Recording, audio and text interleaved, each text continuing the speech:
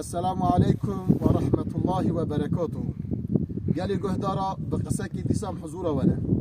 دبيجا روجكي شبكي حضرت عمر رضي الله تعالى عنه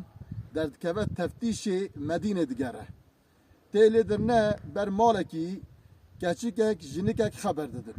جنك دبيجا قيزا خو قيزا من دبيجا ايرو آوه بخشير كاتشيك دبيجا داي ما تسع نكريا عمر اوه يصاخ كريا يعني حضرت عمر قانونك داخستيه قوتيه آوه نخنشير دبيجا قيزا من عمر كوبا ببينه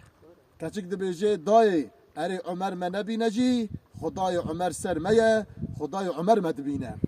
بل دم حضرت عمر رضي الله تعالى عن ابي سعدك كيف ويزاف خوش به دزبره سبتري شوي مالي كورك بها ناوي عاصمه دبجا جنكي تقيزا خنادي كوري عاصم جنك ويك اشكي دا عاصم دبا بوكا حضرت عمر ابا چيه ابا حقيقتك قال مسلمانا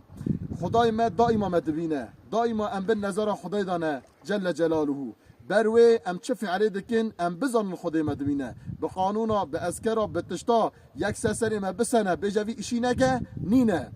بروي گره ام اوی خورا بخنا مثال ام بزنن هر دره هر آنه خدای تعالی جل جلاله مدبینه خدای تعالی جل جلاله یه به عمل ما مکافات و یا جزای بده ما خدا تعالی ما بخه مسلمان باش مسلمان راست او حمیه امانت خدای دکم السلام علیکم و رحمت الله و برکاته.